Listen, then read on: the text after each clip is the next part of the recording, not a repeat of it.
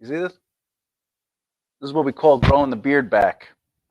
I had to get the beard back in. It was I don't know why I shaved. I think I just wanted to clean it up a little bit. I need the beard. Anyway. Hey! Welcome to a live lesson at the BBR YouTube channel, where we go over how to be successful in your career, specifically the entertainment industry.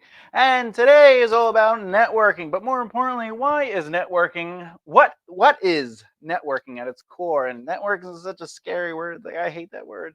I'm in entertainment. I just want to do my thing, and I want to make it casual. I don't want to make it about business cards. Well, today I'm going to go over really what networking is and how to look at it to get the most out of it, so you are not in that dreaded, I gotta go meet people at networking events. No, networking at its core has something more valuable to it.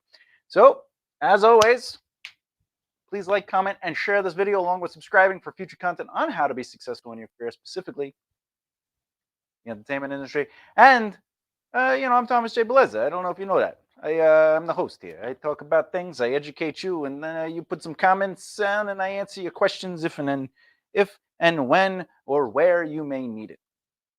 With that said, let's get right into it. Let's just jump into it. So what is networking at its core? Well, I like to define networking as building and cultivating relationships. Now, building and cultivating all have very important meanings to them, but we're going to slim it down to just saying adding people and value to your COI, which is known as your circle of influence. And as we know, the circle of influence is not about people who can influence your career. It's more about how people can influence good behavior. Something that I was taught about the circle of influence with my mentors is, hey, Thomas, if you want to be wealthy, hang out with wealthy people. If you want to be a successful musician, hang out with successful musicians. And I never really understood that when I was first getting into entertainment. And when my mentor really explained that process of you being around the people that you want to be creates good habits. Your circle of influence is supposed to influence good habits, right? So think about this. When I was starting out in music, the music scene, who was I hanging out with? I was hanging out with people who were playing clubs as much as possible, who thought you had to put all your money into recording albums, even though you had no fan base, and that didn't understand there was something more than just the music. But all the bands I was hanging out with, that's what they thought. They thought, let's play Long Island local clubs. Let's play shows together. But no one really showed up because we didn't understand marketing. Because why did we have to? We were so good musically. We thought it would just create movement. But the truth is, that isn't how it works, right? So I started hanging out with more successful musicians, and you can see the complete different mentality they had. There was a whole other world of actionable things they were doing that local bands just didn't do or even knew you had to do or understood. And it's the same thing about wealth. Once I started hanging out with more inclined, how do I say, people that had a wealthy mindset, even people that weren't necessarily wealthy yet, but were gaining wealth, and of course, mentors that were wealthy, the things that was always very similar between all the mentalities was the way they looked at wealth. So you have to remember the value to your circle of influence is like who's elevating you mentally, who's inspiring you mentally, emotionally, and spiritually, right? But more importantly, are you adding value to your circle of influence and the people you know? Because everybody has a circle of influence. You have yours, but your friend who is in the circle of influence also has a circle of influence. So are you adding value? Are you inspiring? Are you elevating? Are you influencing them to do better, right? And there's a reason we do that. Anyway, we'll get to that though. Building is all about building. 5 people you know. Basically what I just said. You want to surround yourself with people of note. The 5 people you hang out with become the world you live in. Don't believe me? Think about it right now. Just think about the 5 people you know. I'll give you a moment. Just think about it. Who are the 5 people, not only that you know, but you hang out with, that you give your time to, that you see the most, that you text the most, that you interact with the most? When you go out, these are the people you hang out with. Now, if these 5 people aren't necessarily A, within your field of interest, or B, doing anything beyond what you're doing, and you personally don't feel like you're succeeding or you're where you want to be in your career, you might have to say to yourself, I need to add more people to this circle. I didn't say get rid of people. However, we do have to manage our time, and obviously, if your friend uh, likes to party every week and you want to be a successful actor, you kind of hang out with the person a little less. But it's up to your discretion. The point is, add more people to your circle. It's all about getting the right people into your circle, not to use them, but to elevate from them. But you need, this is very important, you need to add value to their circles as well. Okay. The cultivating is creating value sets. Value sets are ultimately what are you capable of doing and how well do you do those things that creates influence. Influence might lead to referrals. Influence might lead to people listening to you. Basically, are your value sets strong enough to where you can be a leader, follower, and or advise in those areas? Hopefully, your value set's so high within a specific skill or ability that you can do all three, and then you use your entrepreneurial brain to figure out, should I be leading here, should I be following here, or should I advise? Okay, and the value sets literally we've talked about this in previous episodes. A value set literally could be something that you're good at, and not just your craft. Like someone who could act, someone could write music, somebody who can write books or scripts. Those are value sets. However, what I'm talking about is what do you bring to the table? So when you show up, let's say you're a musician, when you show up to a show, are you just there to play the show, or do you have value sets that allow you to help out at the show? Do you know how merchandise works? Do you know how the sound system works? Do you know how equipment works? Do you know how to network with people? Are you good at getting press there, right? These are different value sets. The other thing is, are you good at delegating? Right? That's a value set. And depending on how good you are, more people will listen or not listen, or they'll just be like, you don't know what you're doing, right? Same thing with actors. When you go to set to act, are you just going there to act? Or are you going there and going, how can I add value to this situation? What can I do? Am I leading? Am I following? Or am I advising? What's going on? Do you need help with anything? Look, I know I did my scene. Do you want me to stay around? I could be a PA. Do you want me to do, how, what can you do more than what it is you do? Like if you're just there to do your craft, like I got hired to act. So I'm here to act. I'm going to act and then I'm going to go home. It's like, well, now you're not building any value to your circle. So think about what you can add to those circles. All right. Networking is not about you. Networking is not about you. Yes, your career needs you to be proactive and present because without you, there is no career. But your success has nothing to do with you. Just like networking is not about you. Okay? You know you. You already know who you are. That's why you want to learn about them. When you wake up, you know your story. You've been with you the longest. So when you need a new person, it's not about them getting to know your history. That's not networking. That's actually focusing on you is marketing. We're talking about networking. To build and cultivate a relationship, it is not about you. It is about them. So when you meet new people, they're going to ask you questions about you, I'm sure. But your job is to answer it as quick as possible and give it back to them. You want people to feel like they're being heard, right? We're going to get to it, but right, you want to listen to hear, right? So your job to build and cultivate, because cultivating is adding value to a relationship, to cultivate those relationships, you should be listening to what they have to say. You should be listening to their guidance or their wisdom. You should be listening to their story. You should be listening to their wants, their desires, their missions. And the reason is because you want to build a relationship with them. It's not about them building a relationship with you.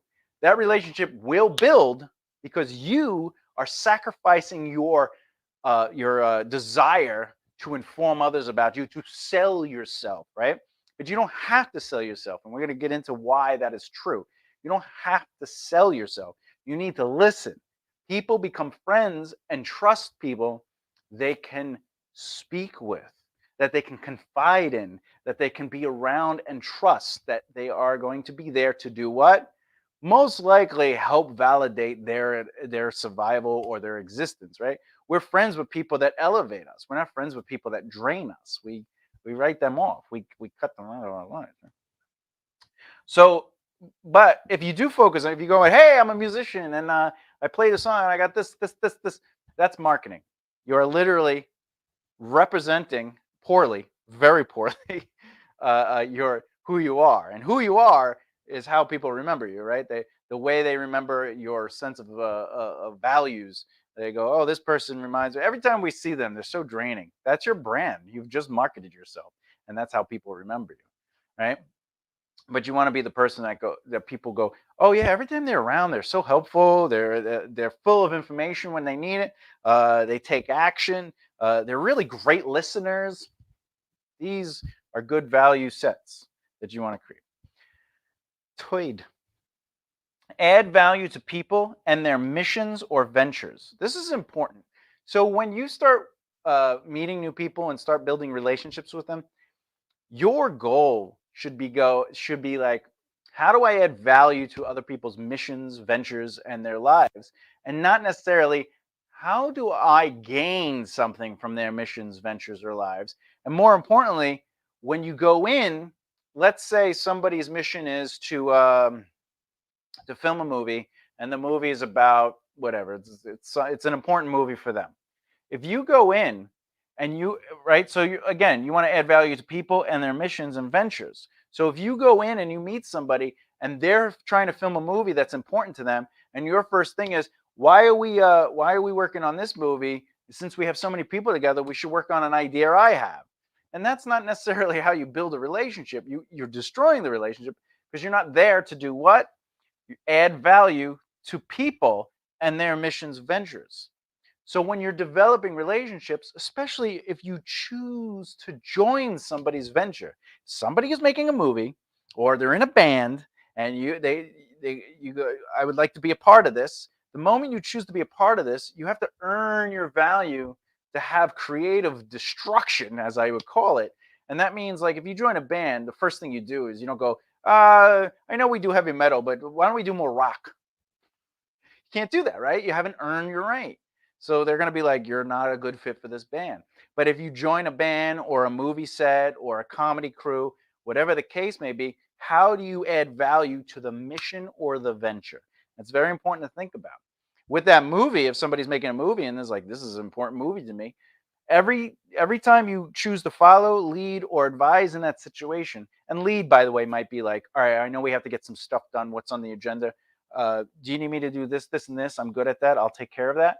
And that's leading. That's like taking charge, but you're not necessarily controlling. Okay. Um, but in that situation, how can you lead, follow, or advise, and ultimately make that concept come to life? And that's in the beginning. And eventually they'll go, hey, do you have ideas? And if you say yeah, they should be doing the same. They should be like, oh, I would love to help you with your idea. And then they should have the same courtesy where, all right, let's help you. Let's add value to your mission or venture. And that's how you really build that. Okay. Now, the other reason we want to work with other people and get involved so we could add value to people and their missions, ventures, is because if we're working with others on their missions and ventures, right, there's an opportunity here. The opportunity is they see your truth in action, becomes your proof of concept. Why? Because don't tell people who you are. You have to show them. So if somebody is doing something, and instead of going in to try to like, oh, how come we're only working on yours?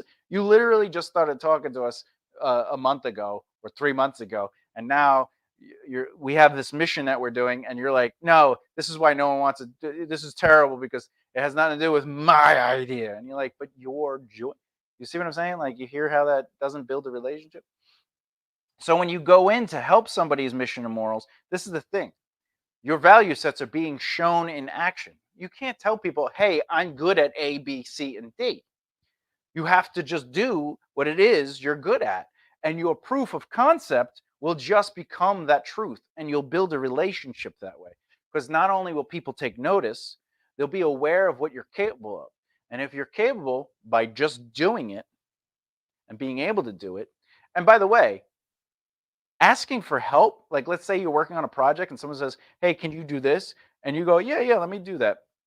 And then you're like, actually, I'm having trouble. I don't understand it. That's a value set.